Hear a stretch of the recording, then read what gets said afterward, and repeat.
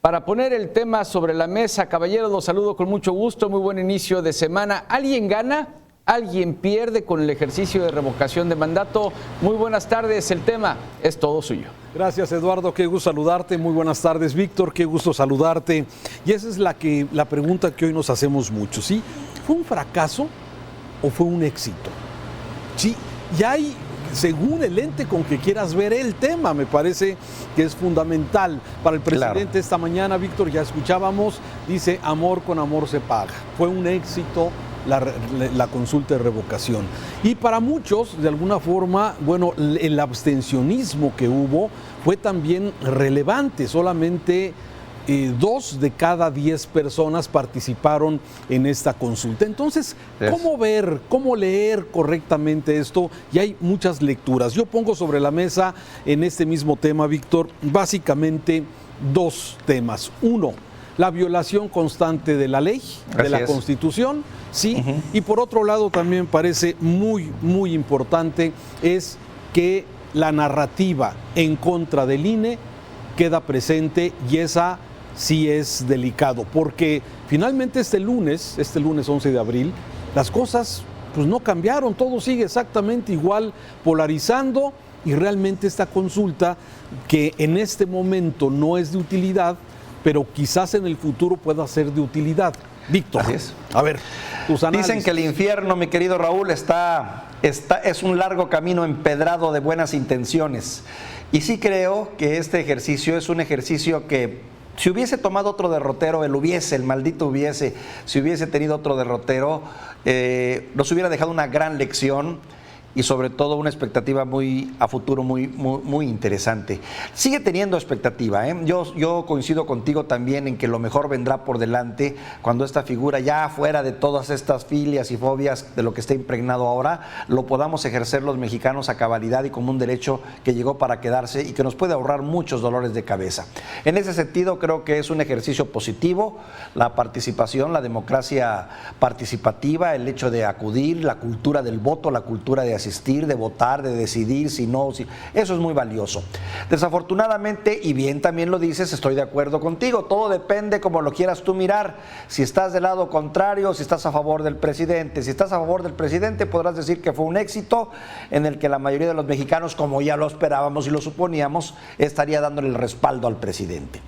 Pero también es muy cierto que fue un proceso muy enturbiado, muy sucio, y muchas de las razones por las que muchos mexicanos no acudimos a votar fue porque simple y sencillamente se empezó a ver plagado de irregularidades, que es lo que más nos molesta del sistema político. Y lo vimos como en los viejos tiempos del priismo, ahí en los 80, tú recordarás, en lo que había acarreos, en las que hubo manipuleo, en las que hubo gobernadores metiéndose de lleno, en las que hubo de todo eso que odiamos y que detestamos, de alguna manera ahora estuvo presente.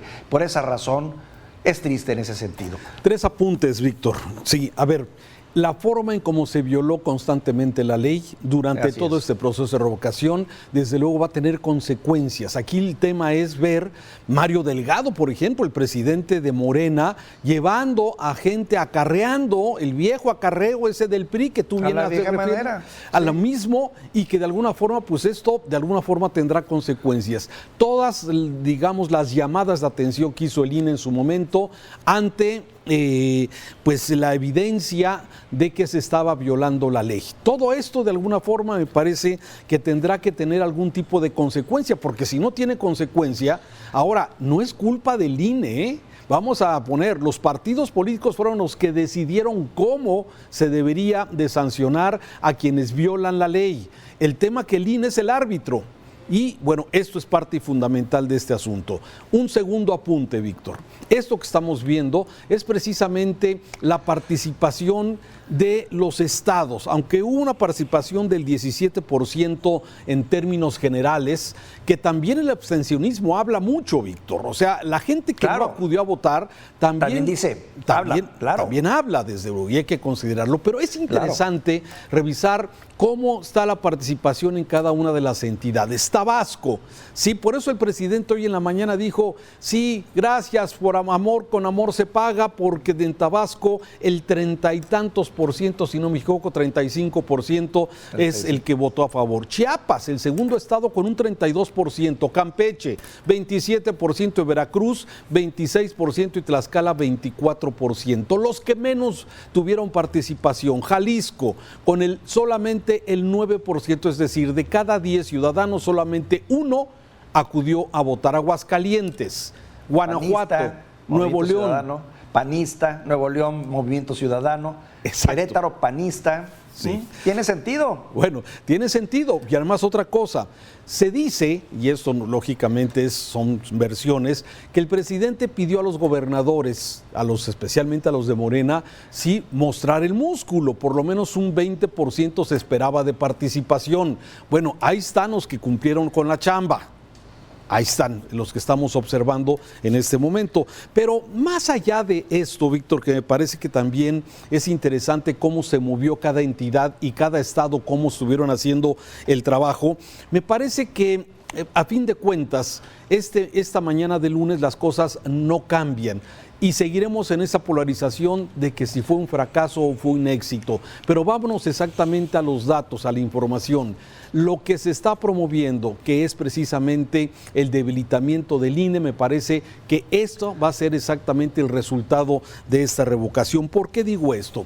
Matemáticamente era imposible, de acuerdo a las 57,000 casillas que se instalaron en todo el país, era imposible que si cada 2 minutos estuviera participando un ciudadano, no iban a poder llegar nunca al 40% del padrón para poder ser vinculatorio a esto. Entonces, mi conclusión, Víctor, es que fue una gran farsa, un espectáculo para favorecer desde luego y ver la movilización que tenía Morena, porque era imposible matemáticamente llegar a ese 40% para ser vinculatorio. Segundo, 1,500, 1,600 millones de pesos que son materialmente tirados a la basura cuando tenemos falta de medicamentos, cuando tenemos escuelas que les falta recursos, dinero para tener, por ejemplo, el programa de escuelas de tiempo completo. En fin, dinero que nos hace falta, pero que fue tirado realmente a la basura en este ejercicio. Lógicamente, como ya se ha señalado, con grandes violaciones a la ley, Víctor. Pues ahí queda el ejercicio, mi querido Raúl. La verdad es que todavía habrá reacciones. Es cierto, cada quien lo va a tomar de acuerdo a sus condiciones y ni duda te quepa que el propio presidente y la llamada 4T lo va a agarrar como una manera de fortalecimiento para poder sacar adelante los retos que vienen por delante. Porque ahora lo que viene por delante es lo que realmente nos debe de importar. Uno, tenemos una reforma energética de la cual todavía no sabemos saber bien a bien qué derrotero va a tomar. Dos, tenemos también el asunto del proceso electoral del próximo 5 de junio, que también no es algo menor.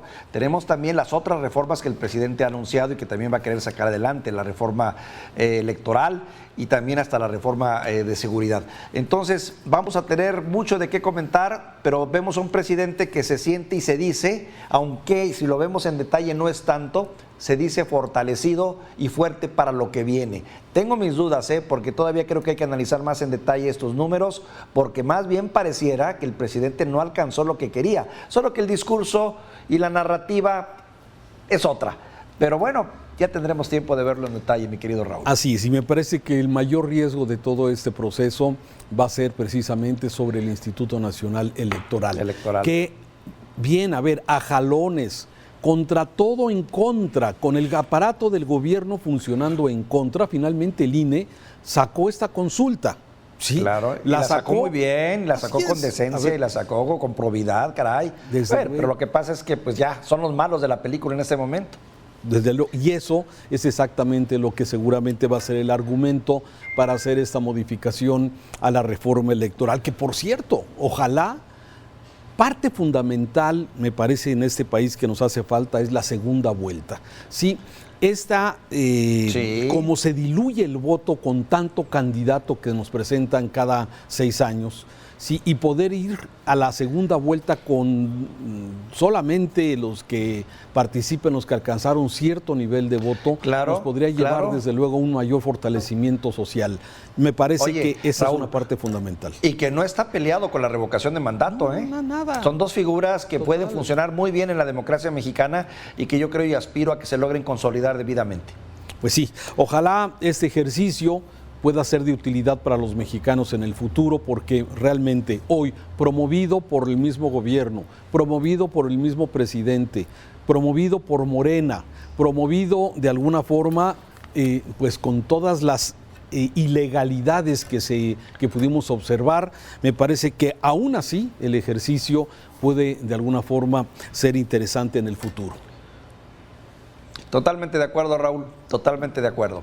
A lo que viene, ahora, a lo que sigue, que ya lo tenemos encima, ¿eh? Semana Santa, semana de discusiones, y viene lo de la reforma energética que me atrae mucho, me llama mucho la atención la manera como se van a definir los partidos, sobre todo porque, ¿sabes qué pienso? Les va la supervivencia a varios de ellos, incluyendo al PRI. Pues sí, ya veremos qué pasa. Víctor, gracias. Buena semana, Raúl. Buena semana.